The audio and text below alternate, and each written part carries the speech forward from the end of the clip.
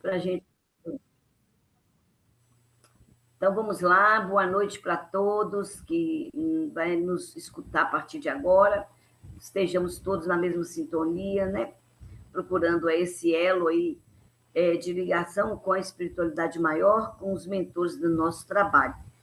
Vamos dizendo assim, Senhor Jesus, Mestre querido, aqui mais uma vez estamos, Senhor, sob a sua égide.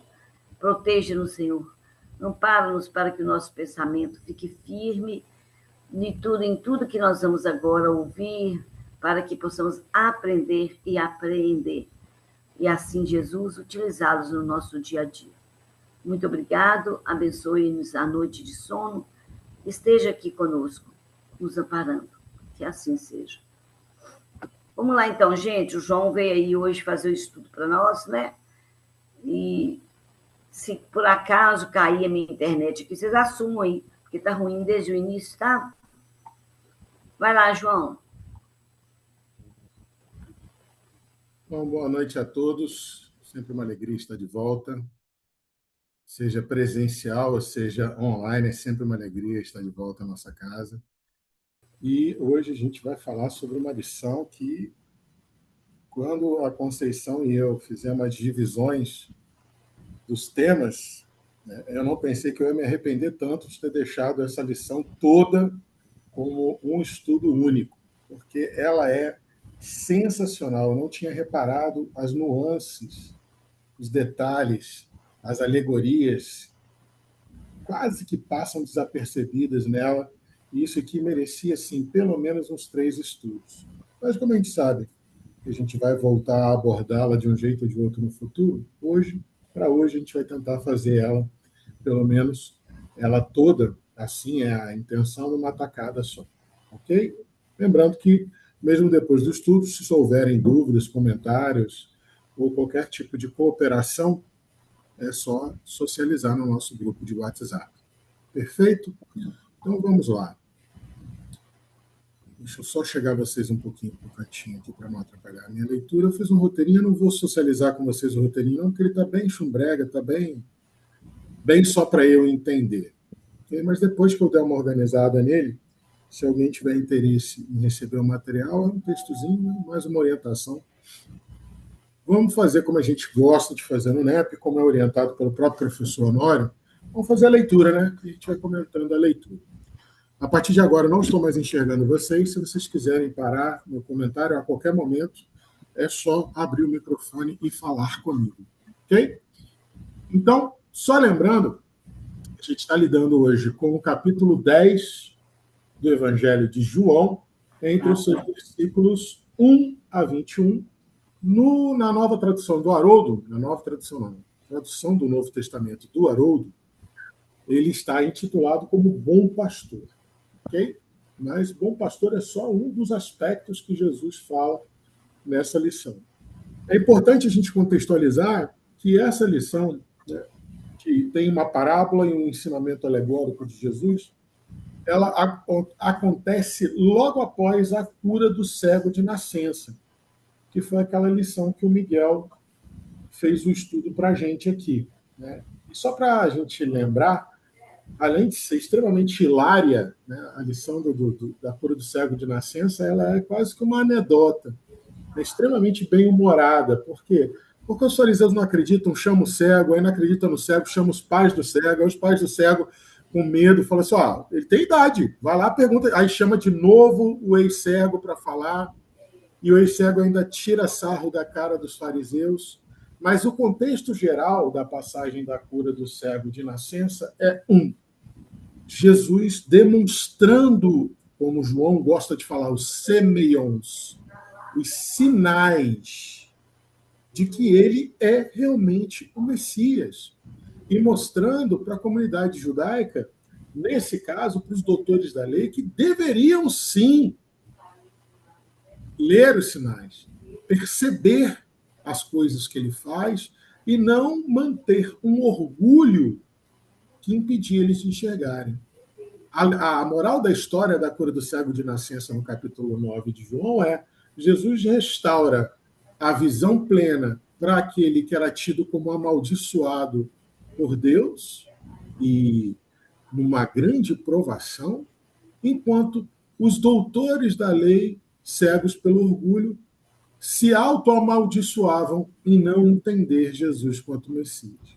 E aí o capítulo 10, a parábola do bom pastor e os ensinos alegóricos de Jesus a respeito da parábola do bom pastor, são a continuidade disso. Então Jesus também tenta fazer aquela dicotomia, aquele balanço entre vocês estão enxergando, estão entendendo? Vocês não estão enxergando, não estão entendendo? Espera aí, vamos tentar fazer de um jeito que todo mundo enxerga e todo mundo entenda. Ô, João, parece que a Mazarela apertou alguma tecla aí que tá dando à frente do computador dela aí. Espera aí, deixa eu ver. Eu não estou como hosted. Deixa eu ver. Silvinha, tem como você tirar? Ou a própria Nazaré mesmo para tirar, é só descompartilhar. Deixa eu... Mas assim, só se estiver incomodando todo mundo. A mim não está incomodando, não, que eu não estou nem vendo vocês. Interromper. Pronto. Aí, garoto. Foi? Beleza. Foi. Podemos voltar? Voltando, hein? Então, aqui, só já dando um spoiler, mesmo com todos os esforços de Jesus em tentar fazer com que todos entendessem o que ele estava tentando ensinar alegoricamente, mais uma vez, assim como aconteceu na cura do cego de nascença, Jesus divide opiniões. Aliás, do Evangelho de João, do capítulo 10 para frente, até o final, Jesus vai dividir opiniões várias vezes, né? Porque uma das missões do Evangelho de João é convencer a um público muito específico, que era chamado os agnósticos da época, né? Os gnosistas da época, convencê-los de que Jesus era, sim, filho de Deus. Então, ele vai dividir opiniões várias vezes. E aqui não vai ser diferente. Então, vamos começar a fazer a leitura corrida, versículo, num bloco de versículos, né? Essa lição ela pode ser dividida em 4 blocos, que a gente vai começar a ler desde agora. O primeiro bloco é entre o versículo 1 e o versículo 6, né? A parábola não entendida. Amém, amém, vos digo. Quem não entra pela porta do aprisco das ovelhas, mas sobe por outro lugar, esse é ladrão e salteador. Aquele, porém, que entra pela porta é o pastor das ovelhas. A este, o pastor das ovelhas, o porteiro abre e as ovelhas ouvem a sua voz. Ele, o pastor das ovelhas, chama pelo nome as suas ovelhas, que são suas, e as conduz para fora. Quando retira todas as ovelhas, que são suas, e vai adiante delas, e as ovelhas então o seguem, porque conhecem a sua voz. Jamais as ovelhas seguirão um estranho, antes fugirão desse estranho, porque não conhecem a voz de estranhos. Jesus lhe disse essa parábola, mas eles não entenderam o que Jesus lhes falava. Assim diz o Evangelho de João. Então vamos lá. Primeira observação que a gente não pode passar batido por ela. Toda vez que vocês lerem, e o Evangelho de João ele é especialista nisso, né? O amém, amém, o miné, miné, ou em verdade, em algumas traduções, é para parar tudo o que você está fazendo e prestar extrema atenção no que vai ser dito depois, porque essa expressão amém, amém, usada por Jesus, e, como eu falei, com um brilhantismo especial no Evangelho de João, ela tem um sentido extremamente profundo. Provavelmente, outros nossos irmãozinhos aqui que já coordenaram ou já mediaram outros estudos já devem ter explicado, mas é sempre bom a gente lembrar. A raiz hebraica miné, da onde vem amém, né? Ela quer dizer o seguinte: estou falando com firmeza, de modo confiável e de modo fiel. Firmeza, confiabilidade e fidelidade. São os três significados da raiz miné que compõe a palavra amém. Ela pode ser usada como uma resposta litúrgica ao culto, né? Palavra da salvação, amém. Quando você está querendo dizer o seguinte: confio, estou firme nesse propósito e sou fiel a isso que está sendo dito. Ela pode ser usada também como uma confirmação de pacto social, entre duas pessoas. Vamos fechar um negócio, eu e você. Tá, você vai pagar em 18 parcelas. Pode ser? Pode, amém. Amém, está confirmado, que assim seja. Eu aceito as consequências disso, aceito os termos. Ou uma confirmação jurídica. Né? Fala assim, olha, amém, eu vi o que aconteceu e não foi assim que isso está sendo contado. Para dizer assim, olha, eu estou jurando para você e pode confiar na minha palavra que o que eu estou falando é verdade. Mas Jesus inova a questão do amém, por quê? O amém era uma resposta final a uma sentença. Primeiro você colocava os termos e no final o outro respondia, amém, concordo, sou fiel, pode confiar em mim que eu estou falando a verdade. Olha, mantenho firme a minha palavra. Jesus já começa a sentença com amém. E outra, ele começa com amém duplo, em verdade, ou amém, amém vos digo. Ou seja, Jesus já estava anunciando a autoridade dele em falar. Como quem diz, eu sou uma testemunha fiel disso que eu estou falando. Não precisava ninguém confirmar o que ele estava falando. Ele mesmo confirmava. Porque o amém, ele é exterior. Você fala, o outro responde amém. Mas Jesus já começa a afirmativa dele falando amém, amém. Como quem diz assim, nos termos jurídicos da época. Eu falo e tem alguém que testemunha por mim. No caso, Deus. Ou seja, é um sinal claro de que quem fala amém, amém, como Jesus parece ter inovado esse tipo de diálogo na época, ele estava alegando para quem estava ouvindo que ele era uma autoridade direta de Deus, sem intermediário. E que o que ele ia falar após o amém, amém, era uma revelação divina crucial de suma importância. Então, toda vez que vocês começarem a ler qualquer perícope, qualquer trecho bíblico com amém, amém, preste atenção, porque aquilo ali vai vir recheado, e isso é extremamente importante para as nossas reflexões de hoje, vai vir recheado de revelações sobre a lei divina. Então, eu vou pedir licença para vocês hoje para a gente tentar, né, e lembrando que, assim como diz Pedro, né, nenhuma interpretação das Escrituras é de particular, né, nenhuma linha das Escrituras, perdão, é de particular interpretação. E lembrando da sabedoria rabínica que diz não há Escritura que não tenha menos de 70 faces para ser interpretada, eu vou pedir licença para vocês para hoje a gente tentar fazer uma interpretação bem espiritualizada da coisa, tentando trazer o máximo possível os nossos termos doutrinários da doutrina espírita. Então, vamos começar falando sobre amém, amém, né? Aquele que não adentra pela porta do aprisco. Né? Quem entra pela porta do aprisco das ovelhas, quem não entra, aliás, perdão, pela porta do aprisco das ovelhas, mas sobe por outro meio. O que é a porta do aprisco das ovelhas? Porta do aprisco, no original grego, é tiras eisten aulen. Muitas pessoas, quando vão ler o grego, pegam essas duas partículas, eis e ten, é como se fosse assim, porta de o aprisco. Uma tradução muito pobre ficaria assim, porta de o aprisco. Aprisco é um portal, né?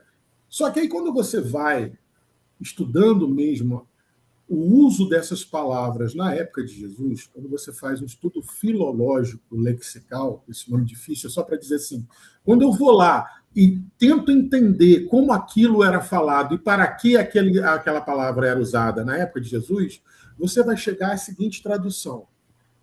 Era aquilo que dá acesso em direção ao pátio interior mais importante. Parece fora de contexto, né? Para nós ocidentais é. E é por isso que as traduções e as tradições de tradução da Bíblia costumam, às vezes, ser minimalistas, para fazer o mínimo sentido para nós ocidentais. Mas quando você lê no sentido oriental, no sentido de quem falava essa língua, de quem convivia com essa língua, ele está querendo dizer o seguinte,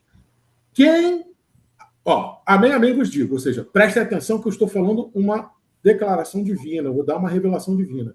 Quem não entra por aquilo que dá acesso em direção ao pátio interior mais importante, mas tenta ascender por outras formas, daqui a pouco a gente vai falar dessa outra partícula, esse é o ladrão e o salteador. Ou seja, vamos lá, primeiro, qual é o sentido de porta do aprisco? É algo que dá acesso em direção ao pátio interno mais importante. Qual é o pátio interno mais importante da nossa casa mental? Ou do nosso coração? Pode interpretar assim. Quem dá um chute aí? O que vocês acham que a doutrina dos espíritos pode nos esclarecer sobre isso? O que é esse tiras estenaulen? É a nossa consciência. Não é através da nossa consciência que a lei de Deus é manifestada?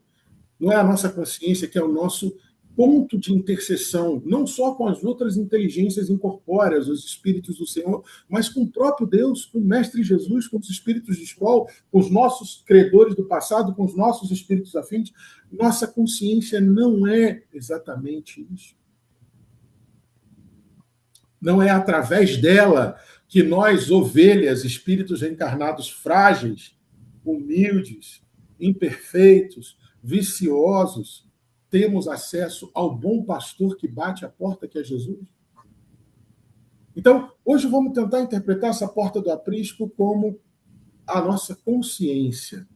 Até porque Jesus, lá na frente dessa lição, vai falar assim, olha, eu sou o bom pastor, mas eu também sou a porta. Para ser a porta, então a porta é aquilo que dá acesso à consciência. A lei de Deus está na nossa consciência. Então Jesus está dizendo que ele é quem guia, mas ele também é quem vai interpretar a lei de Deus. Então a porta do aprisco passa a ser melhor entendida como a própria lei de Deus, que está onde? Na nossa consciência. Só assim tem sentido Jesus falar que ele é o bom pastor e a porta do aprisco. Então vamos entender a porta do aprisco como aquilo que nos permite entender a lei divina cada vez mais e cada vez melhor. Mas quem sobe por outro lugar, no grego, anabainon alakoten, quer dizer o quê? Quem tenta ascender de outros modos que não seja pela lei divina. Aquele que tenta burlar a lei divina, aquele que tenta burlar o entendimento da lei divina, que é a porta do aprisco, aquele que não vai pela porta, não vai pelo entendimento da lei divina, ele tenta dar a volta, ele tenta dar uma de malandro, ele fala, não, lei divina é legal, mas assim, eu tenho um entendimento melhor, eu tenho algo melhor para você. Aqui, ó, só pular esse muro, você já está lá dentro junto com as ovelhas. Ele se torna ladrão, se torna salteador, ele se torna um contraventor, por quê? Porque a lei de Deus é a única verdadeira para a nossa felicidade. Ela que diz para a gente o que a gente deve e não deve fazer. E afastar-se dela é motivo de infelicidade. Questão 614 do Livro dos Espíritos. E na questão 619, o Espírito da Verdade responde para Kardec, quando Kardec pergunta, todo mundo pode conhecer a lei de Deus? Assim, será que precisa tentar por lá? Todo mundo pode passar pela porta do aprisco? Todo mundo pode bater na porta do aprisco e o porteiro vai deixar passar? O Espírito da Verdade responde, não, todos podem conhecê-la. Você pode chegar lá na porta do aprisco e se identificar e tentar entrar, ou tentar sair, mas nem todos a compreendem. Para o porteiro te reconhecer, para você adentrar o entendimento aprimorado da lei divina, que é a porta do aprisco, você tem que ser um homem de bem e decidir investigar a lei de Deus para compreendê-la mais, para compreendê-la melhor. Até que vai chegar uma época que todos vão ter que entender, porque o progresso tem que se efetuar. Questão 619. Mas se você realmente for rebelde ao entendimento adequado da lei divina, se você realmente achar, desprezar, negligenciar, achar que você pode ser portador de uma outra forma de entendimento, que não seja aquela que Jesus, que é o bom pastor, e a porta ao mesmo tempo, aquela que ele quer nos mostrar, porque se ele é o pastor de ovelha e a porta, ele é o melhor modelo e guia. Eu tenho que aprender dele, que é humilde e manso de coração. Não é por outro. Emmanuel lembra isso. No planeta Terra tem várias filosofias maravilhosas, mas para a iluminação do íntimo, a melhor é o Evangelho de Jesus. Então, qualquer outra forma de você tentar burlar isso, por qualquer motivo que seja, vai te transformar no cleptes e lestes, ladrão e salteador. O cleptes, que é o ladrão, é aquele que rouba na surdina. e aquele que passa a mão quando ninguém está olhando. Já o lestes é aquele que rouba na cara dura, aponta a arma para você, toma na mão grande com todo mundo vendo e não está nem aí. É aquele ladrão que rouba, inclusive, usando de violência. Por quê? Mas ambos são contraventores. E por quê? Porque se afastam. Eles tentam passar por outro lugar que não seja a porta do aprisco, que não seja o entendimento adequado da lei divina. Qualquer outro lugar. E lembrando que o entendimento adequado da lei divina só pode ser por Jesus. A lei divina se manifesta em todos os lugares, em todas as épocas, das formas mais inusitadas e multifacetadas possíveis. Mas para iluminar o íntimo, para entender a lei divina como ela deve ser entendida, somente através do bom pastor, que é o bom pastor e é a porta ao mesmo tempo. Ele guia e ele ensina ao mesmo tempo. E ele deixa você passar para lá e para cá, dá a você bom trânsito pela lei divina. E guarda aí também um outro aspecto que eu vou falar daqui a pouco, não vou falar agora não. Quando Jesus usa os termos gregos ladrão e salteador, né, kleptes e lestes, porque assim, teoricamente, ele está falando de dois tipos de ladrão. Um que surrupeia sem ninguém ver e o outro que vai na mão grande mesmo e usa de violência. E aí eu me lembrei daquela fala de Jesus em Mateus 11, quando ele vai falar com os discípulos assim, desde os dias de João Batista até agora, o reino dos céus sofre violência e os violentos se apoderam dele. Eu quero usar isso como exemplo quando ele for falar lá na frente que esse, né, quem veio antes dele, todos foram ladrões e salteadores. Mas, por enquanto, só guardo o versículo aí com vocês. E quem é o pastor de ovelha? Obviamente, Jesus. Mas vocês já pararam para pensar por que essa metáfora, essa alegoria, esse símbolo do pastor de ovelhas? Qual é a tipologia verotestamentária? O que é tipologia verotestamentária? Quais exemplos, quais links com o Velho Testamento a gente tem? De Jesus chegar e usar essa figura no Novo Testamento. Por que ele não falou, eu sou pescador de homens? Por que ele não falou, sou pescador de homens, vocês são os peixes, o meu evangelho é a rede, o barco são as reencarnações, o mar é Deus? Por que ele não usou essa alegoria? Ele usou o do bom pastor. Lembrem-se, Evangelho de João é uma tentativa solene, é uma tentativa solene de provar. Jesus é, sim, o Messias, o Filho unigênito de Deus. Nenhum espírito na Terra é igual a ele, foi e vai ser nunca. Ele é o maior de todos. Essa é a missão do Evangelho de João. Então, o Evangelho de João, de uma maneira até mais mística que o Evangelho de Mateus, ele tenta cumprir as profecias na narrativa de Jesus. Ele faz esses links com o Velho Testamento o tempo inteiro. Mas nem sempre a gente consegue perceber. A gente que tem que ir atrás, e João fez isso de propósito, para que você leia e fale assim, cara, isso me lembra alguma coisa do Velho Testamento, mas eu não estou conseguindo. Bom, vamos lá, ler. João quer isso também de você. Ele quer que você faça esse link para falar assim, rapaz, então Jesus estava cumprindo isso aqui que Moisés falou.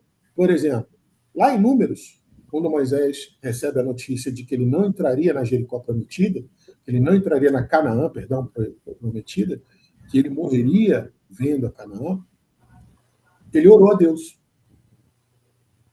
E ele falou, ó Senhor, Deus dos espíritos de toda a carne, ponha um homem sobre essa sua congregação, e que saia diante deles esse homem, e que entre diante deles para defendê-los, e que os faça sair, e que os faça entrar, para que a sua congregação, ó Senhor, não seja como ovelhas que não têm pastor. Então, olha como é que Jesus vai começando a cumprir coisas que foram pedidas lá atrás. Moisés pede isso a Deus, e Deus fala assim, por enquanto, para que se cumpra, tome Josué como juiz. Tome Josué e imposse ele como juiz das nações. Por enquanto, fica Josué nesse cargo. Por enquanto. Mas aí, quando Jesus chega e diz que vai ser o bom pastor, ele está atendendo definitivamente a oração de Moisés, lá no livro de Números. Ô, meu pai, coloca alguém que realmente leve para lá, para cá, cuide, defenda, faça entrar, faça sair, para que nós que somos suas ovelhas, a gente não fique sem pastor. E essa figura do pastor, principalmente a figura messiânica do pastor, o Messias como um pastor, ela se repete em alguns profetas. Principalmente os dois que profetizaram mais próximo disso que Jesus falou foram Jeremias e Ezequiel. Jeremias 23 e Ezequiel 34. Lá em Jeremias ele fala assim: ai dos pastores que destroem e dispersam as ovelhas do meu pasto, diz o Senhor. Portanto, assim diz o Senhor, Deus de Israel, contra os pastores que apacentam o meu povo, que cuidam do meu povo. Vós dispersastes as minhas ovelhas e as afugentastes, e não as visitastes. E eis que visitarei sobre a vós a maldade das vossas ações, assim diz o Senhor. Ou seja, Jeremias profetiza o seguinte: vocês que são colocados no lugar do pastor, antevendo o Messias na sua missão de educar o povo quanto à melhor forma de interpretar a lei divina, vocês que estão fazendo isso errado, espera porque vocês vão pagar. Lei de causa e efeito. A reencarnação está aí para isso. Vocês vão ter que experimentar o que vocês estão causando, o tropeço que vocês estão causando. E Ezequiel fala: o filho do homem profetiza contra os pastores de Israel. Olha só, é bem parecido com Jeremias. O filho do homem é o Messias, o Senhor, o Javé. Profetiza contra os pastores de Israel. Assim diz o Senhor Deus: ai dos pastores de Israel que se apacentam a si mesmos. Não devem os pastores apacentar as ovelhas?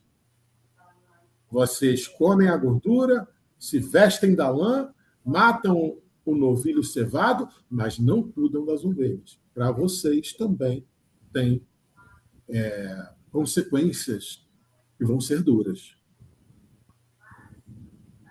E também porque Jesus, lá em Mateus, um pouco antes dele instruir os discípulos pela primeira vez, né, sobre qual era a missão discipular da Boa Nova,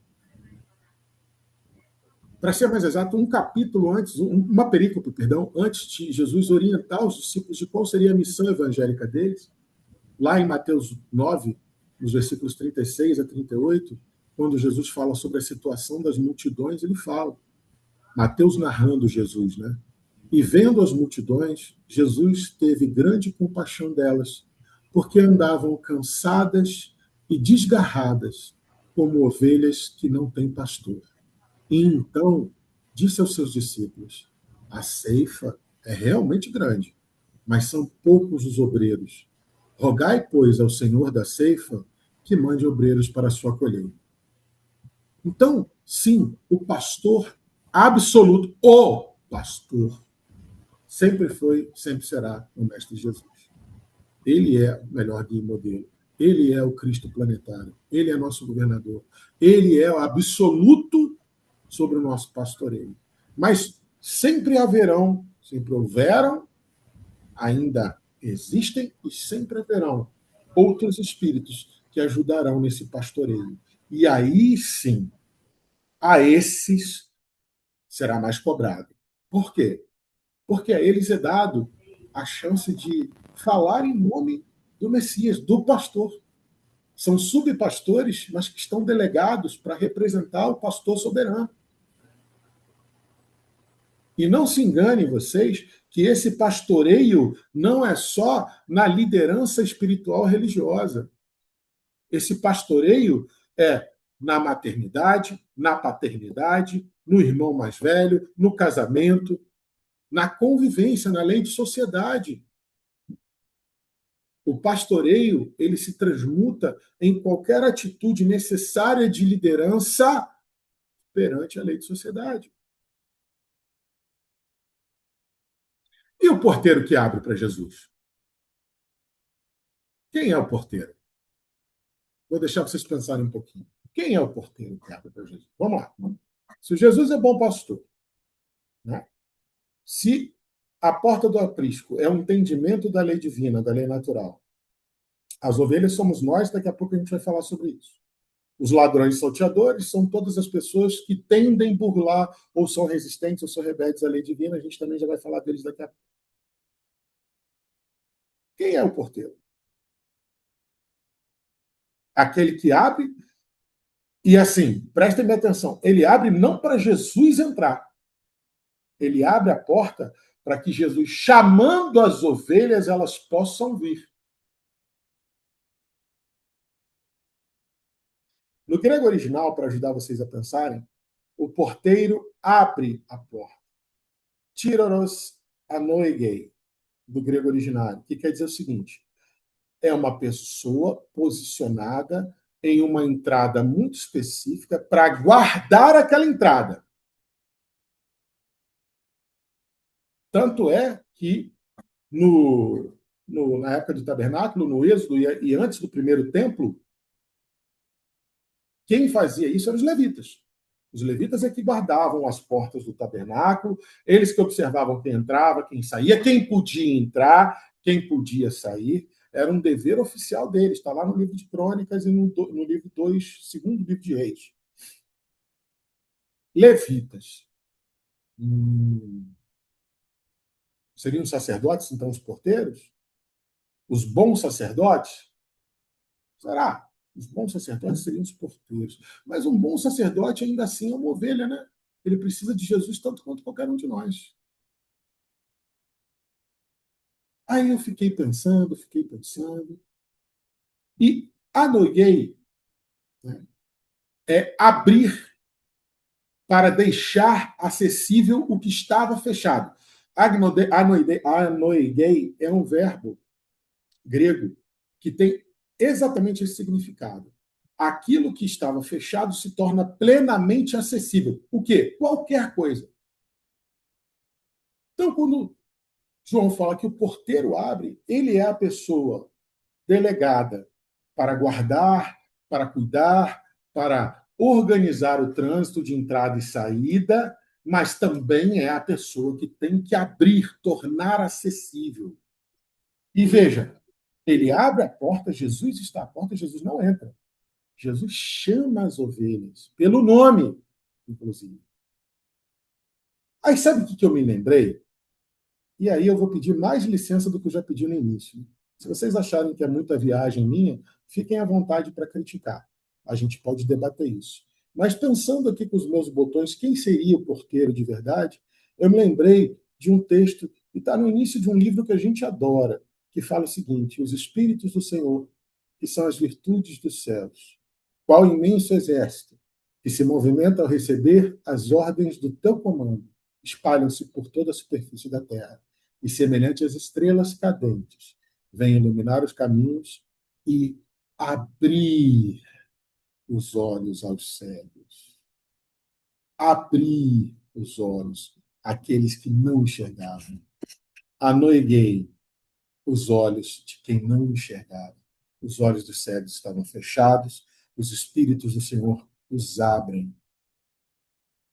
Eu vos digo em verdade que são chegados os tempos em que todas as coisas hão de ser restabelecidas no seu verdadeiro sentido para dissipar as trevas, confundir os orgulhosos e glorificar os justos.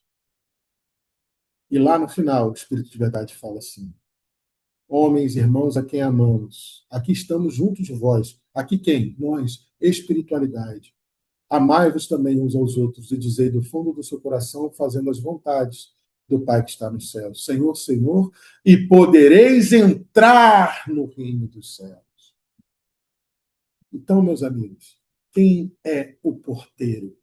A espiritualidade. Porque, afinal de contas, quem guarda o nosso entendimento da lei divina?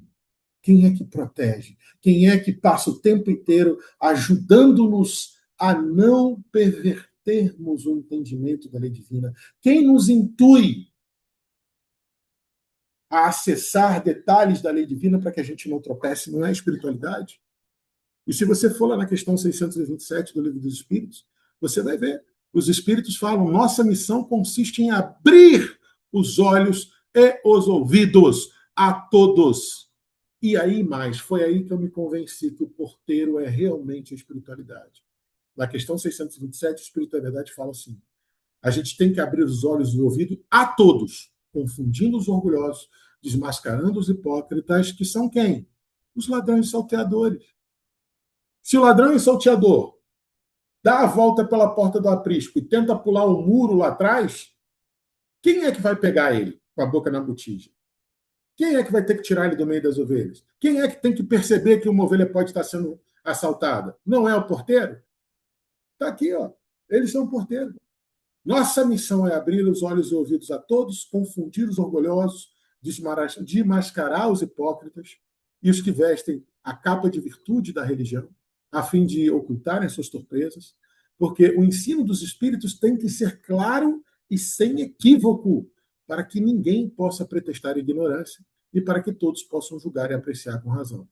E ele termina a fala dele dizendo: nós, espíritos do Senhor, estamos incumbidos de preparar o reino do bem que Jesus anunciou.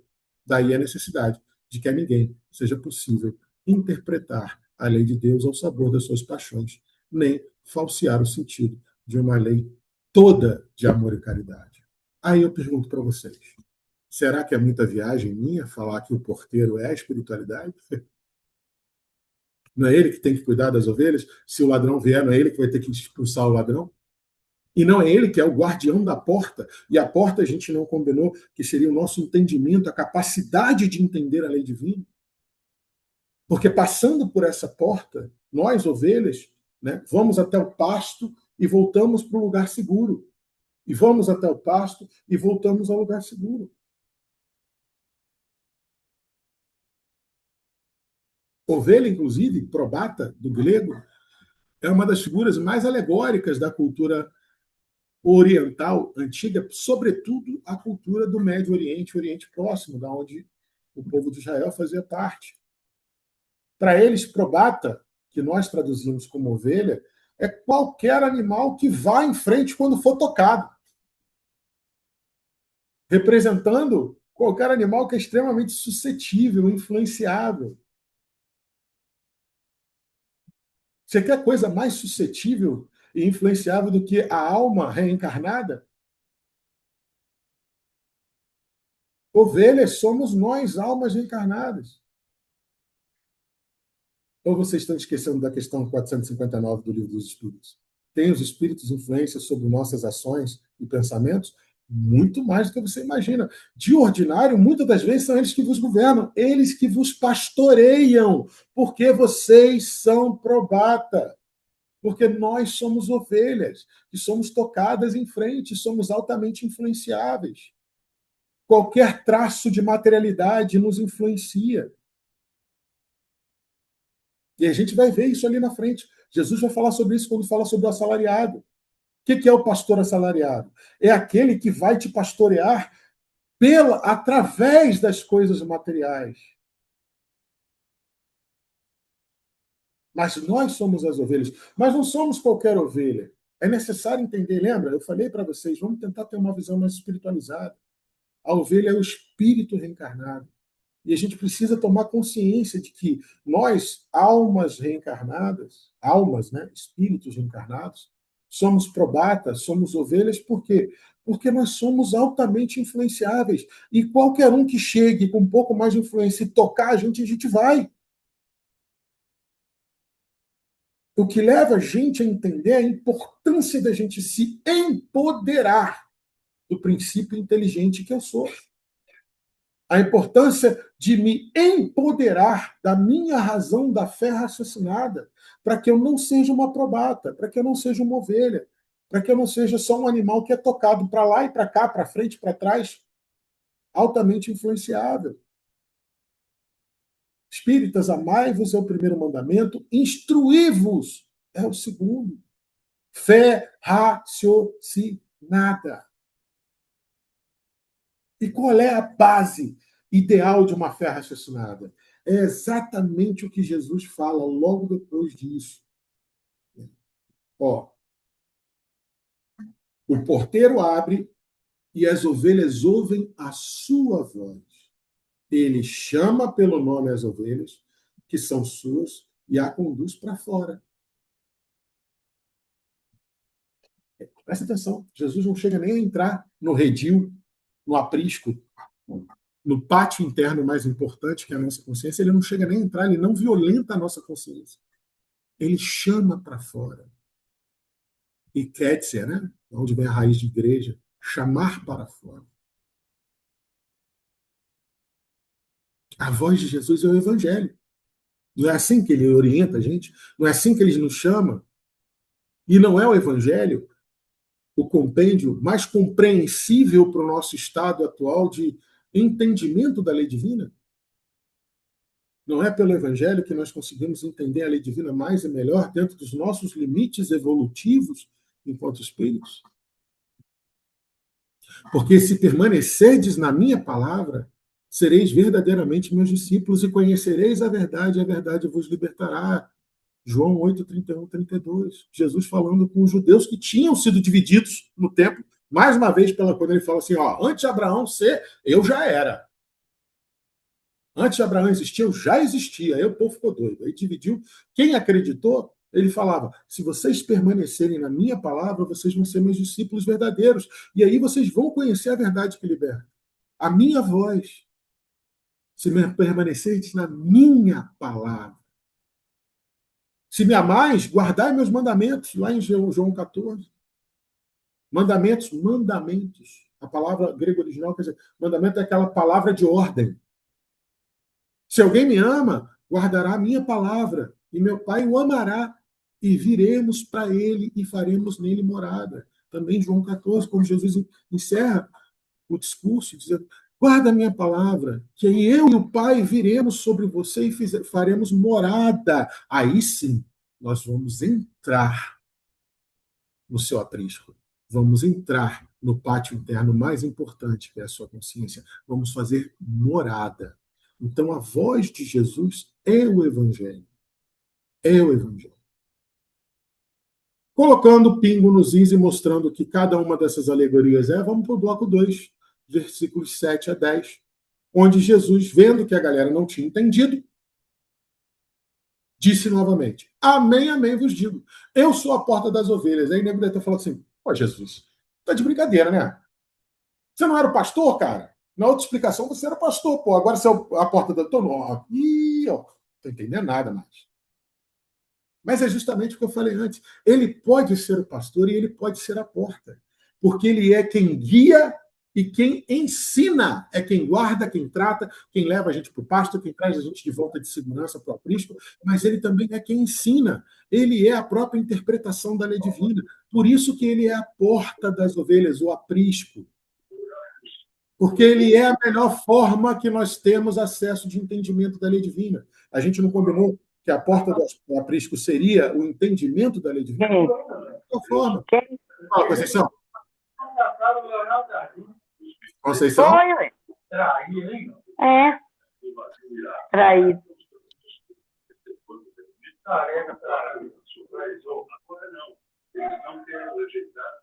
Agora vai entender isso, né?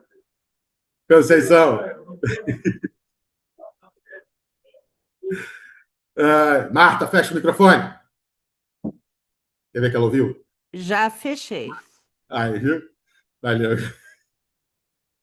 Obrigado, Sofia. Vamos para o bloco 2. Então Jesus fala, pô, então só a porta... Peraí, Jesus. Pô, aí não, aí você me confunde. Você é o pastor ou é a porta? Ele pode ser os dois. Porque ele é quem guia, quem cuida, quem mantém a gente em segurança no próprio entendimento da lei divina, que é ele que nos dá. E aí ele fala, todos que vieram antes de mim são ladrões e salteadores, mas as ovelhas não os ouviram. E aí lembra que eu falei lá em cima para vocês? Guarda Mateus 11, 12. Né? Desde o tempo de João até agora, o reino de Deus é violentado e aqueles que são violentos se apossam dele. Uma das traduções possíveis. Esse versículo, apesar de ter várias dissonâncias, e isso dá discussão para mais de metro dentro das academias teológicas, porque alguns dizem que, como é dito em Lucas, está lá em Lucas, até anotei, Lucas 16, 16, que não é nada disso. Jesus está querendo dizer assim, que quem fizer força vai ganhar o reino de Deus. Porque a palavra, que é...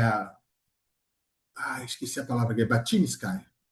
É uma palavra grega que ela assume dois tempos verbais, duas vozes, uma média e uma voz alta. Quer dizer o seguinte, pode ser tanto violência como pode ser esforço. Então dá pano para manga. Mas vamos entender Mateus 11, 12 hoje, porque eu acredito que Jesus, inclusive, estava dando os dois sentidos nessa frase, tanto que o reino de Deus era violentado, até então era violentado e tomado à força, e que também você, a partir de agora, a partir de João, você pode se esforçar e conquistar o reino também. E uma terceira interpretação que eu li sobre isso, muito interessante, é que também pode ser interpretado como Jesus dizendo: o reino chegou e vai entrar com tudo nesse mundão aí, hein? O reino chegou chegando.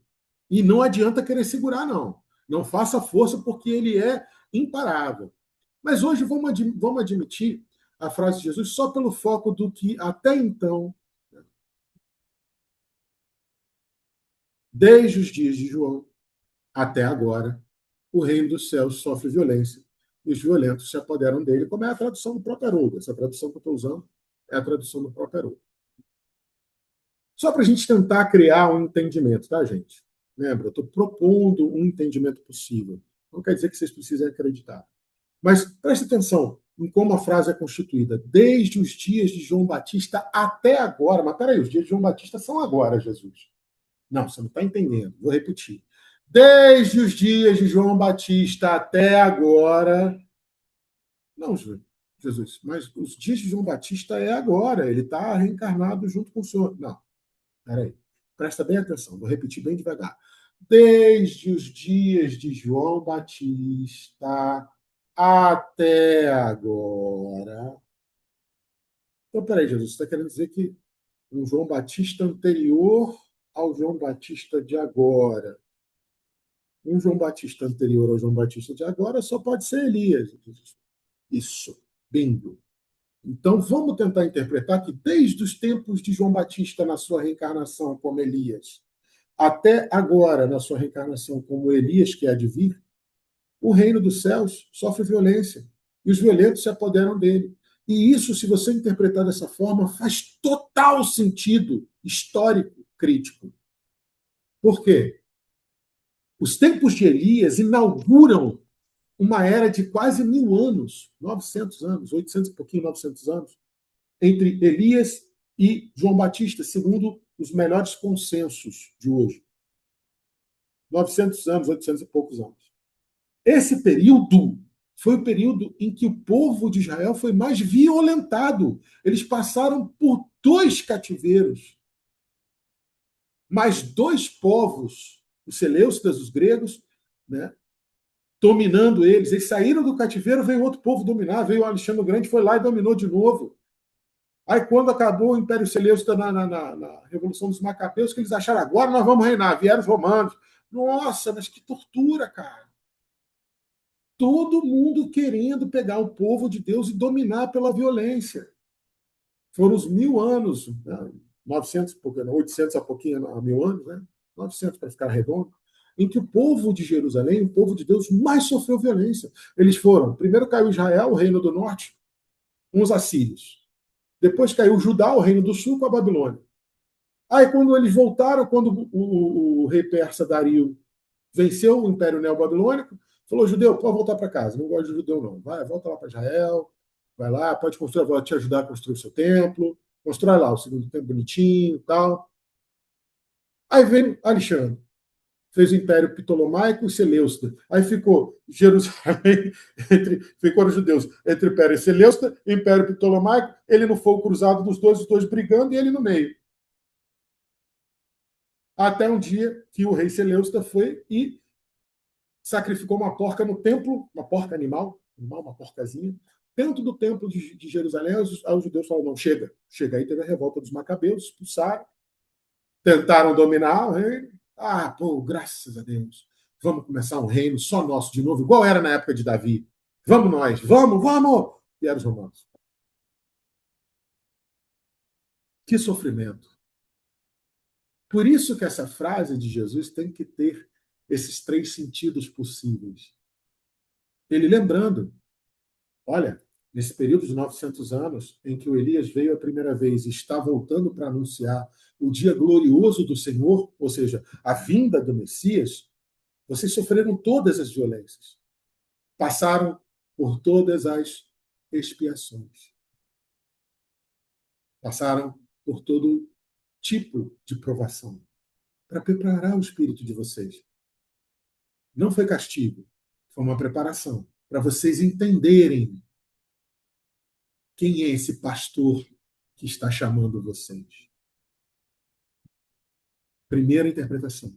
Segunda, e se vocês, não a violência que vocês sofreram, mas se vocês utilizarem a energia em esforço para adentrar o reino, eu prometo a vocês que vocês vão conquistar o reino, assim como esses impérios todos conquistaram vocês. E experimentem fazer isso, porque a partir do momento que eu encarnei, provavelmente diria Jesus, o reino está instituído, está inaugurado. E nada mais pode parar o reino de Deus, porque ele é igual ao grão da mostarda. Ele é imparável. Aproveitem, esforcem-se para conquistá-lo, como vocês foram conquistados outra hora, mas não com a violência que vocês foram conquistados, com o esforço em conquistar. Esses são os ladrões, os salteadores que vieram antes de Jesus. Todos aqueles que tentaram dominar, inclusive todos eles, o Império Assírio, o Império Babilônico, o Império Seleucida, o Império Ptolomaico, o Império Romano. Todos eles tentaram inferir, imprimir com opressão mesmo, tentaram enfiar a goela abaixo as crenças religiosas deles no povo judeu, que é o povo escolhido a trazer melhor interpretação de monoteísmo que o planeta Terra pode ter, por enquanto. É dessa violência que Jesus está falando. Todos que tentaram empurrar a goela abaixo as suas distorções da lei divina. E é por isso que Jesus fala, né? Eu sou a porta. Logo depois de falar dos ladrões, ele fala, eu sou a porta. Ou seja, eu sou a melhor forma de entender a lei divina. Esqueçam eles. Examinai tudo e retenham bem, como Paulo vai falar lá aos Tessalonicenses, mas não, essa violência que eles imprimiram não é da lei de Deus apropriada. Por isso que ele fala, eu sou a porta. Eu sou a melhor forma de entender a lei divina. Se alguém entra por mim, será salvo. Entrará e sairá e encontrará pastagem. Porque se você vier aprender de mim, que sou manso e humilde de coração, vou dar descanso às suas almas. Porque meu fardo é leve e meu jugo é suave. Eu não vou pedir além do que você pode me dar. E eu vou estar com você em todo o processo. E ele termina esse bloco no versículo 10 dizendo, o ladrão vem para roubar, matar, destruir. Todos esses impérios vieram para isso. Eu não. Eu, a porta, o bom pastor, Jesus, o Cristo planetário, eu vim para que vocês tenham Zoé, vida, e Zoé, perisson, em abundância do grego. Zoé e perisson, vida em abundância. E aí é muito interessante, porque quando você vai nas traduções ocidentais do grego, Zoé é vida biológica, ponto. E é por isso que eu falo, principalmente no Evangelho de João, a gente não pode se contentar. Não pode se contentar. Não é possível que Jesus esteja falando só de vida biológica. O Evangelho de João é um evangelho metafísico. Tudo do Evangelho de João tem um sentido metafísico. Zoé não pode ser vida biológica. Ah, não, João, mas eu fui em vários dicionários de grego e todos eles concordam que é vida biológica. Sim. Mas se você pegar o léxico temático, ou seja, essa parte, esse estudo filológico lexical, esse nome difícil que eu falei no início, que nada mais é do que uma arqueologia das palavras. Pronto. Acho que é o melhor termo para explicar a vocês. Ele vai lá, estuda documentos da época, interpreta, fala, não, essa palavra nessa época também tinha esse sentido. Não era só o sentido que a gente está achando, não. Então, Zoé, para os povos do Oriente, para a cultura oriental e do Médio Oriente e da Ásia Oriente. Zoé é vida enquanto manutenção da centelha divina em você. E preste bem atenção, porque esse sentido de Zoé, ou seja, se você falasse para um grego na época de Jesus, assim, explica para mim o que você entende por Zoé, o grego gente boa. O grego falava assim, fácil, Zoé é a centelha divina que habita o seu corpo. É a sua alma imortal. Porque vida é dom divino. E vida, por ser dom divino, ela é inesgotável. Ela é inexorável, inexaurível. Ela não vai, ela não se esvai, ela não passa. Ela é imortal. Olha a diferença. Para a cultura da época, Zoé não era só a vida biológica que a gente está acostumado a entender. Zoé era a centelha divina que habita em mim, ou seja, o seu espírito imortal. Centelha. Lá no início, lá no prólogo de João, nele estava a vida, e a vida era a luz dos homens, centelha divina dos homens.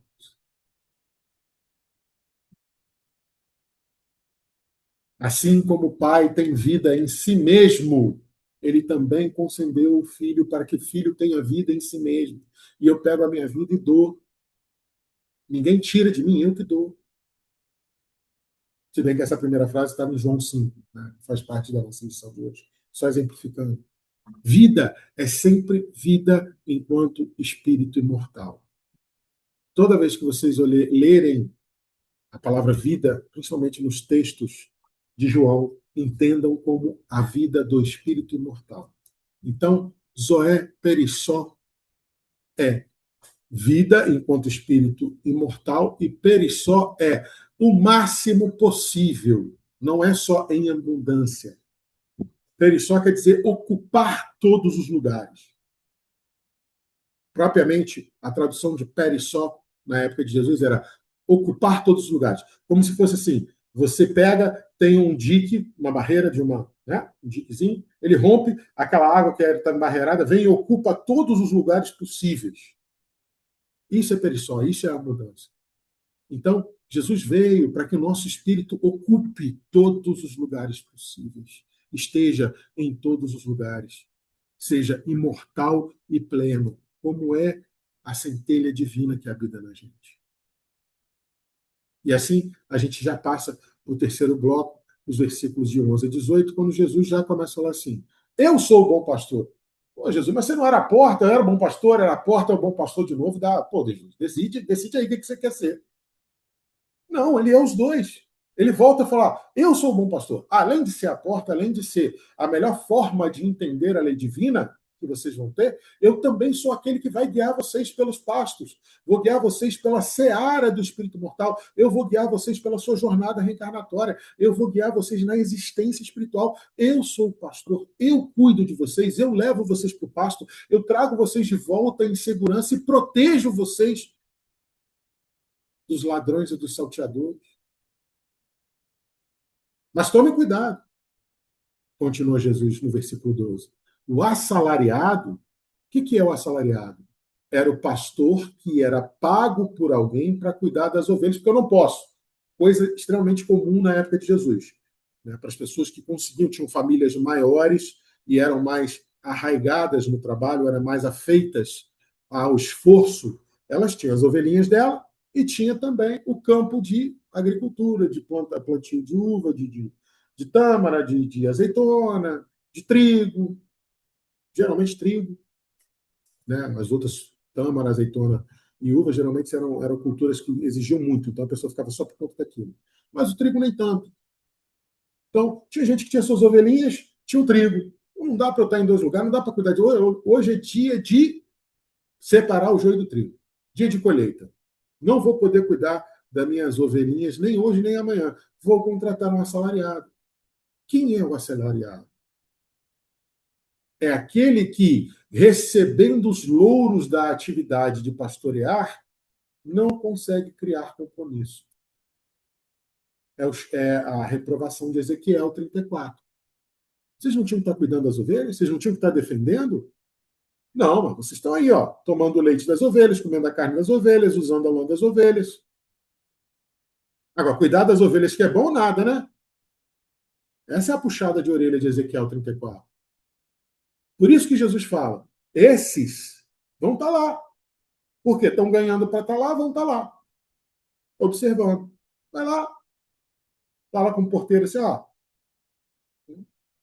Eu vim amando de fulano pegar as ovelhas. A espiritualidade vai falar assim, o projeto reencarnatório dele está dizendo que ele vai vir com mediunidade, vai psicografar, vai psicofonizar. Vamos ter que deixar, abre a porta aí, ele vai ter que levar essas ovelhas. O chefe mandou, vamos obedecer. O chefe deixou que assim fosse o projeto reencarnatório dele, vamos obedecer. Aí chega o assalariado, bora, ovelha! Bora. Leva a ovelha para o pasto. E está lá sentadinho na pedra, mastigando o raminho de trigo, já de saco cheio, querendo que o dia acabe, quero voltar para casa, quero comer uma sopa de lentilha. Ai, nossa, que dia abençoado. Aí vem o lobo.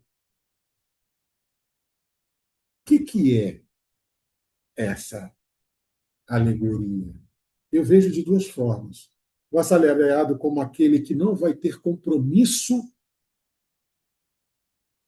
com o seu cuidado espiritual, é aquele que exerce a função do pastoreio, a função do cuidado espiritual, de qualquer forma, sem compromisso, sem zelo, sem diligência, que é o zelo excelente. E aí, quando chega qualquer perigo, qualquer intempérie, qualquer coisa que vá prejudicar, ele sai fugido na figura do lobo. Aí o lobo vai, captura uma, dispersa todas, as ovelhas vai cada um para um lado, depois dá um trabalhão danado, juntar as ovelhas de novo. Lideranças sem compromisso, que estão pelo que ganham. Como diz Ezequiel 34. Vocês estão tomando o leite das ovelhas, estão comendo a carne das ovelhas, estão usando a lã das ovelhas, mas cuidado das ovelhas, vocês não estão cuidando. As ovelhas estão aí, ó, como se não tivesse pastor, tudo espalhada, maltratada. Ou também pode ser assalariado como aquela pessoa que vai te influenciar a mergulhar na ilusão da materialidade, ao invés de tentar te despertar para te retirar da materialidade, para te desmaterializar, que é a nossa função, que é a nossa meta. Esclarecermos no Evangelho, na lei divina, para quê? Dependermos menos da matéria. E aí, quando chega as consequências da dependência material que vem na figura do lobo, essa pessoa, não, mas peraí, não, calma, não, ó, não tem nada a ver com isso. Não, se essa consequência ruim veio para você, é porque você é azarado.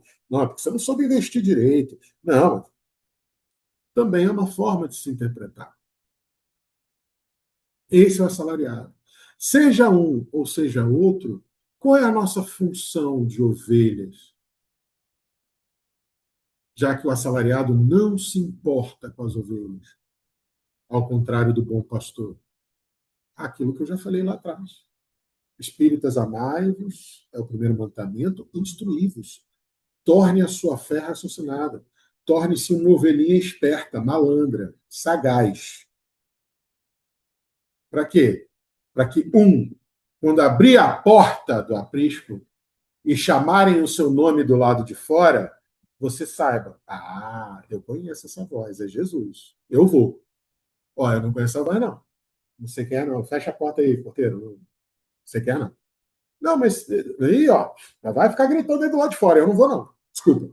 Não, e tá doido. A última vez que eu fui atender isso, um estranho, me lasquei. Não, pode fechar a porta que eu não vou, não.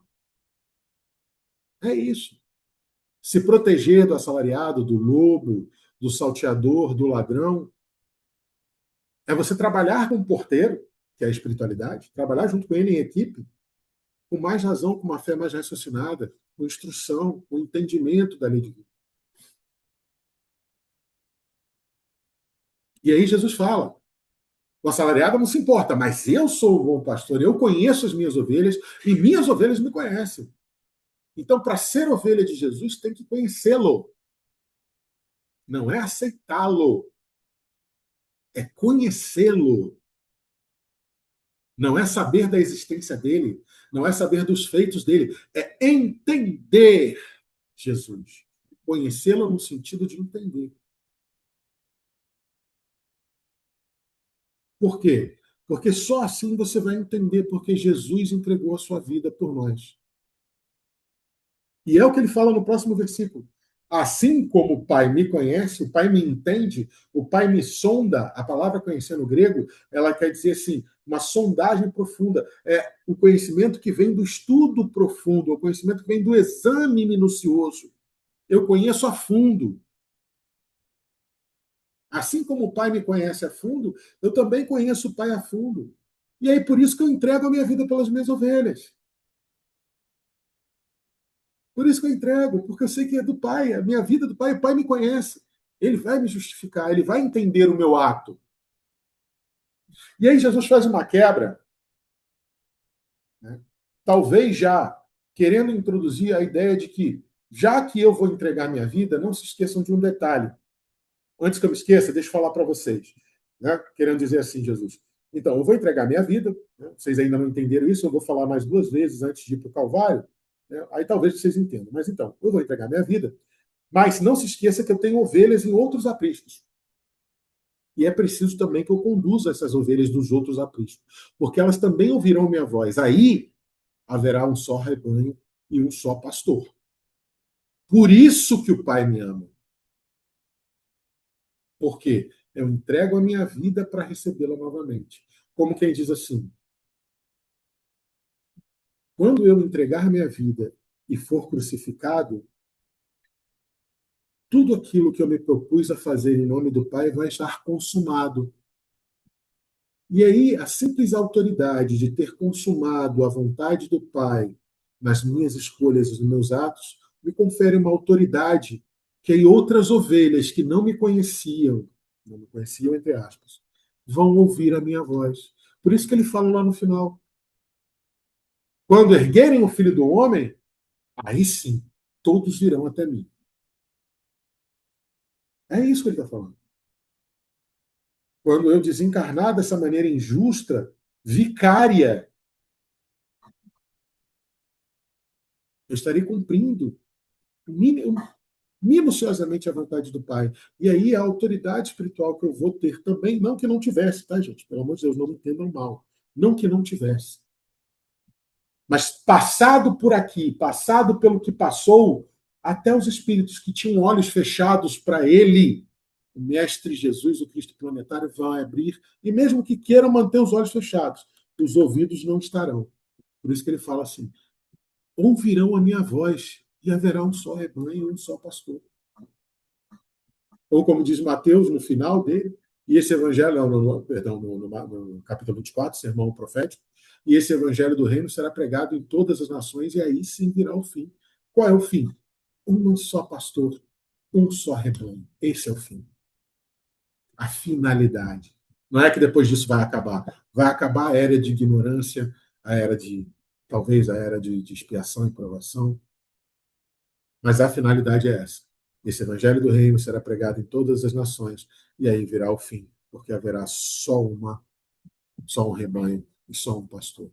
Por isso que o Pai me ama, porque eu sei fazer a vontade dele, eu já entendi que entregando a vida por amor a ele e à vontade dele, todas as ovelhas virão até mim. E aí ele dá a pala, né? Aí ele dá o tapão de luva de pelica. Que não pensem em vocês que sou eu que estou entregando, não. Não sou eu perdão. Não pensem vocês que estão tirando de mim, não. Eu que estou entregando. Eu tenho autoridade para entregar a minha vida e autoridade para pedir ela novamente ao Pai. Até porque isso que eu estou falando para vocês, eu tenho autoridade de entregar a minha vida e recebê-la de volta do Pai no movimento, né, de autoridade, ele, Cristo planetário, que não precisa mais reencarnar. E nós, dedicando a nossa vida, aquele que amar a minha lei por mim e dedicar a sua vida a mim, né, não vai perdê-la. Pode perder aos olhos do mundo, mas vai ganhar de volta a vida espiritual, a vida de uma próxima reencarnação. A vida é imortal, é inexaurível. Esse é o mandamento que o Pai nos dá. A vida é do Pai. O Zoe, lembra? O Zoe, na cultura grega, na cultura oriental, era a centelha divina. Então a vida pertence ao Pai. E aí Jesus encerra esse discurso lindíssimo, lindíssimo. E novamente houve divisão entre os judeus. Ô judeu, tão inteligente, tão crítico, tão analítico, sem dúvida nenhuma, um dos povos mais inteligentes que a esfera terrenal já conheceu, mas tão difíceis de dobrar um pouquinho em prol da possibilidade. Jesus mostrou todos os sinais, todos. João termina o evangelho dele dizendo: e se tudo o que ele fez fosse escrito, e nem todos os livros do mundo caberia tudo o que ele fez. E mesmo assim, e olha que aqui João não está falando dos judeus só doutores da lei, não. Está falando dos judeus enquanto praticantes do judaísmo. Doutores da lei ou não. Novamente houve divisão. Uns diziam: está endemoniado, enlouqueceu esse Nazareno, gente. Por que vocês estão dando ouvido para ele? E outros lembravam: não, isso não são palavras de um endemoniado. Um endemoniado não falaria assim. E outra coisa, pode um endemoniado abrir os olhos dos cegos? Querendo dizer, assim como aquele cego do capítulo anterior, os nossos olhos foram abertos, porque eu entendi a parada. Eu entendi a função dele de bom pastor. Eu entendi porque que ele é a porta e é o bom pastor também.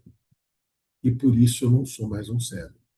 Já vocês talvez precisem abrir um pouco mais os seus olhos, os seus ouvidos, para que vocês tenham vida eterna, vida em abundância.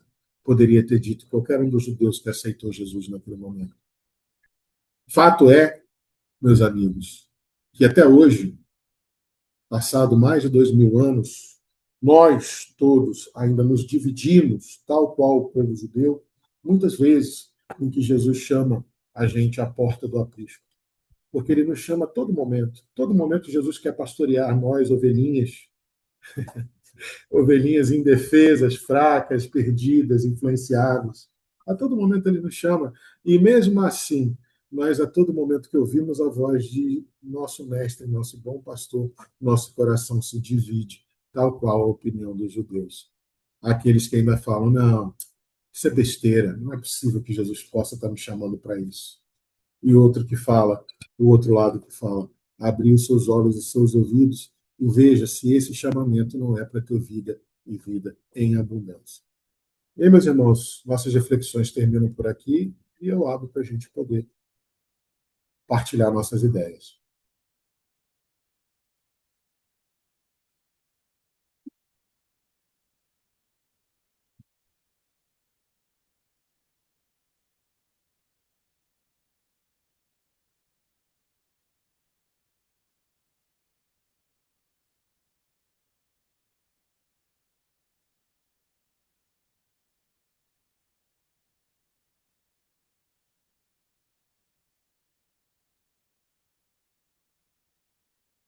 Ô, João, vocês estão me Diga, ouvindo?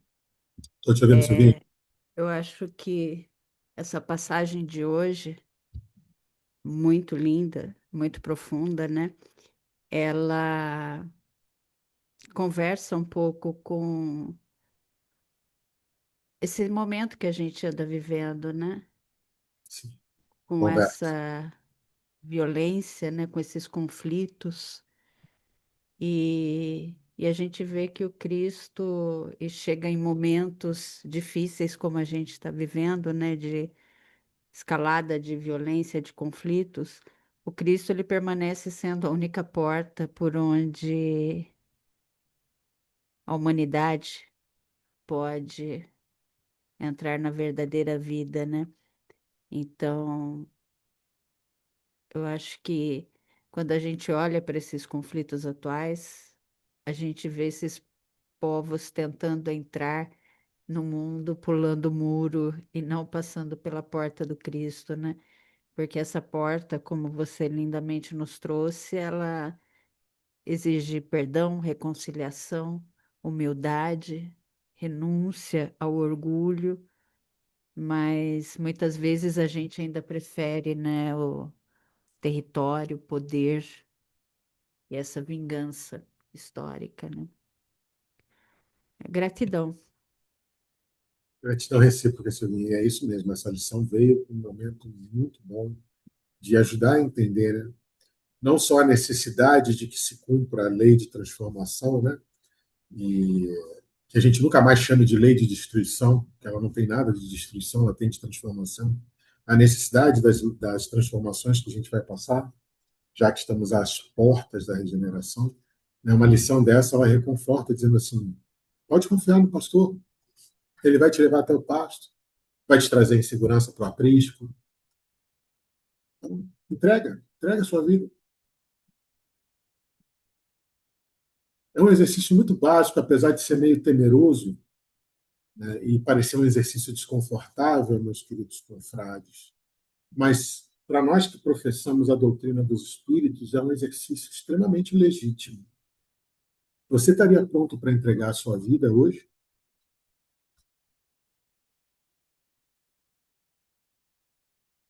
Porque no mundo que caminha E a conflitos... Oi, fala, Silvinho. quantos estão sendo convocados a Sim, entregar a vida, né? Porque, de certa forma, quando você vai para um conflito, você coloca o poder acima da sua vida, mesmo que você tenha que obedecer ordens, sim, o poder está acima da vida, né? sim. E a gente pode reduzir, né, fazer uma engenharia reversa, Silvinha, já, né, para não pesar demais o clima, apesar de que todo mundo sabe que eu gosto de pesar o clima, mas uma engenharia reversa, você pode falar assim, tá, que não seja entregar literalmente a sua reencarnação. Mas você entregaria o seu tempo, a sua prioridade de existência? Eu tenho parentes de Juiz de Fora, né? E eu vi, depois dos acidentes, eles entregando o tempo deles integralmente. A minha prima de lá, Clarissana, ela pediu licença no hospital, falou, ela é nutricionista no hospital de lá, falou, olha, eu não vou, pode cortar meu dia. Eu vou com um grupo nosso, que nem espírita era, grupo de pessoas, né, cidadãos de diferentes etnias, diferentes classes, diferentes norteamentos religiosos. A gente conseguiu um galpão, vamos lá limpar, tem um fogão, tem panela, nós vamos começar a fazer comida para a galera que está sem comida. Isso é entregar a vida. As pessoas que ajudaram a quem perdeu tudo, a limpar, né, você ver a solidariedade brotando da lei de transformação, aí você começa a entender o que é entregar a vida. Não é imolá-la, não é o martírio, não é o sacrifício supremo. Emmanuel fala isso em várias lições dele. O cristianismo não te pede mais a sua existência, a sua vida, o seu martírio. Ele te pede, sim, o martírio das futilidades que você vive, que você tanto sustenta e tanto caça, tanto busca.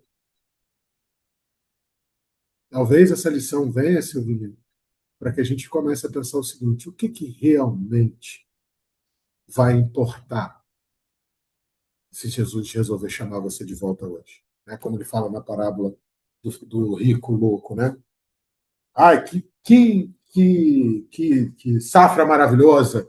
Vou derrubar os meus silos, construir dois maiores, vou encher ele com tudo que eu vou colher, e aí nunca mais a gente vai passar aperto na vida. Comemorem comigo, minha família, meus colaboradores, porque agora nós estamos abastados por muito tempo. E está lá ele comemorando, e Jesus fala, louco, mal sabe ele que naquela noite Deus iria chamar ele de volta do seio do Pai. Então, o que vale realmente a pena? Se a gente fosse desencarnar hoje, o que valeria realmente a pena? O que não deu tempo de fazer que você gostaria de fazer? Então, pegue e faça. Talvez o convite seja esse. O convite maior no contexto, né? No contexto que nós estamos vivendo é esse. Se você fosse chamado de volta para a espiritualidade hoje, o que não deu tempo de fazer? Do que você se arrependeria? Então pega e faz. Esteja preparado para um mundo que está caminhando para um conflito bélico. Esteja preparado.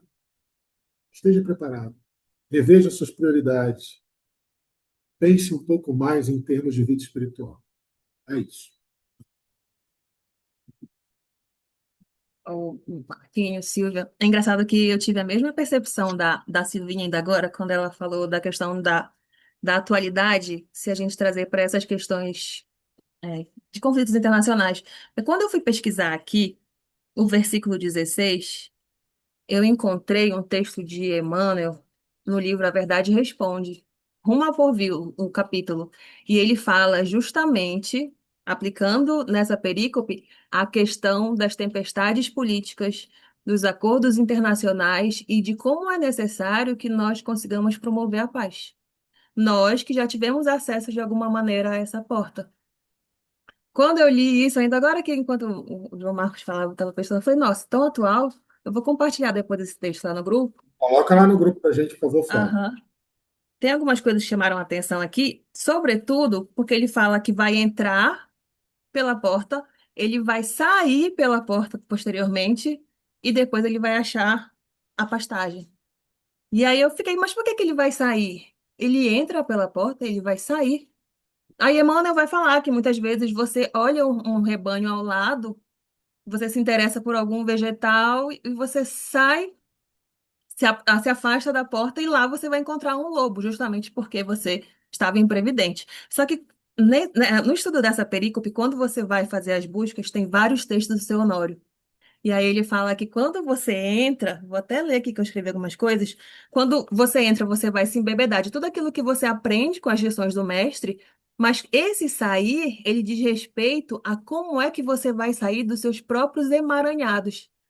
Ou seja, aprendendo tudo aquilo que eu já aprendi com o mestre, agora eu vou resolver os meus problemas.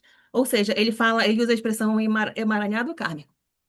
Vou resolver todos os meus problemas, e quando eu resolver todos eles em várias reencarnações, eu vou, então, ou até ao longo desse processo, vou encontrar, como é que ele fala? Encontrar a pastagem, ou seja, o refrigério, tudo aquilo que eu busco. Eu achei incrível, porque eu não estava conseguindo assimilar, sair, entrar, mas sair como? Se ele já entrou. E aí, queria compartilhar com vocês. É o que sai da consciência, né? É o instruí-vos, amai-vos e instruí-vos. O que entra na consciência, o que entra pela porta é o ensinamento, a instrução. O que sai é a prática. Aí seja a prática, né? O que uma ovelha faz no pasto? Ela pasta. E qual é a função da ovelha? Pastar para poder dar bom leite, boa carne e boa lã. E isso, se você perguntar para uma pessoa de vida agrária, principalmente daquela região do Oriente, fala assim, o que faz uma ovelha? Isso, inclusive, é uma parábola turca, se eu não me engano, vou tentar achar isso e compartilhar também. O que faz uma ovelha? Ela pasta. Para quê? Para dar boa lã, bom leite, boa carne. A obrigação dela é pastar. Então, talvez seja esse simbolismo. Né? O que sai é o quê? Instruiu, deixou, chamou, ouviu a voz, ouviu o evangelho, ouviu Jesus chamando. Saia para praticar. Talvez seja isso. O que entra é a instrução, o que sai é a prática. O que casa bem com o que você acabou de falar aí, principalmente nas palavras do seu Honório. Saia para resolver. O quê? O que tiver que ser resolvido. Né?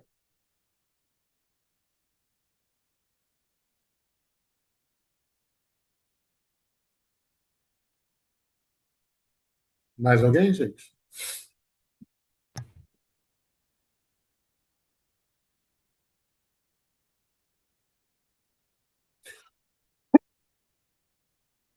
Eu acho que podemos encerrar, então, né?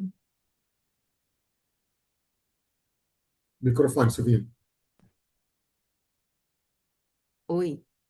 Alguém Oi. quer fazer a nossa prece? Vamos nos encaminhando para o final, então, meus queridos. Posso fazer, então. Mas, por favor, então, Silvinho.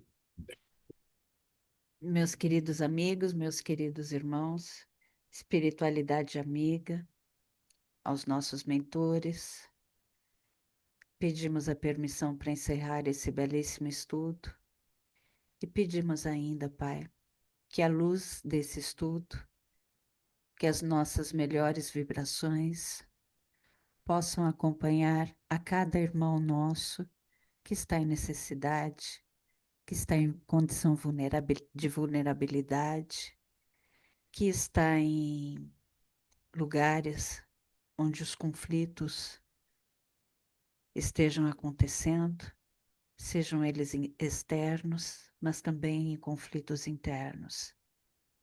Pedimos, Pai, que leve a paz, que leve o amor e que a gente possa também levar a paz, que a gente possa transmitir a sua luz. E com as bênçãos desse estudo, pedimos, enfim, para poder encerrá-lo e que possamos nos encontrar em desdobramento, em estudos e também em trabalhos para a paz. Que assim seja, graças a Deus. Amém. Graças a Deus. Graças a Deus.